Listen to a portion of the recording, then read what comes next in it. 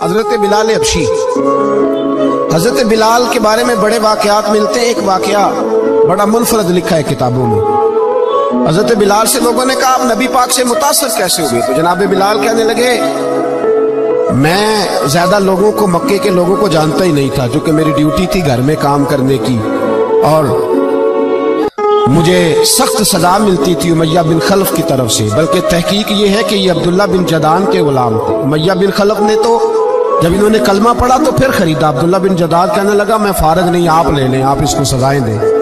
تو کہتے میں ان کے گھر میں ہوتا تھا، تو میں تو زیادہ لوگوں کو جانتا ہی نہیں تھا، کبھی مجھے موقع ہی نہیں ملا تھا باہر نکلنے کا۔ ہماری غلاموں کی کوئی زندگی نہیں ہوتی تھی۔ آج تو ہر آدمی کہتا ہے نا میں کچھ چودھری سے لے کے کھاتا ہوں۔ یہ جو تیرے اندر حوصلہ ہے نا، یہ میرے رسول نے تجھے عطا فرمایا ہے، یہ میرے نبی نے تجھے دیا ہے، ورنہ تو غلام بکا کرتا ہے۔ یہ حوصلہ تجھے رسالت مآب نے دیا ہے۔ حضرت بلال کہتے ہیں میں ایک دن مجھے بخار چڑھ گیا بڑا تیز، میں لوگوں کو جانتا نہیں تھا۔ فرماتے مجھے تیز بخار چڑھ گیا تو ٹھنڈ بڑی سخت تھی۔ میرے مالک نے مجھے کئی کلو جو دیے پیسنے کو چکی پہ۔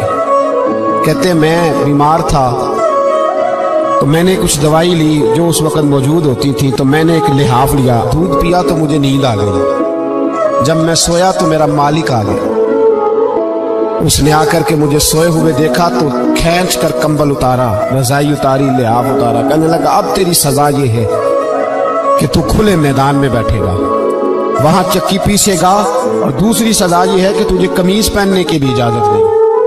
حضرت بلال کہتے ہیں تیز بخار، ٹھنڈ کا عالم، اور جب میں چکی پیس رہا تھا تو رو رہا تھا، اور میں پوچھ رہا تھا خدایا ہمارے نصیب، اللہ ہمارے مقدر ہے جرم ضعیفی کی سزا مرگ مفاجات۔ سیدنا بلال حبشی رضی اللہ تعالیٰ عنہ فرماتے ہیں میرے دروازے کے قریب سے رسول پاک گزرے اور مجھے ہائے ہائے کرتے دیکھا تو دستک دی۔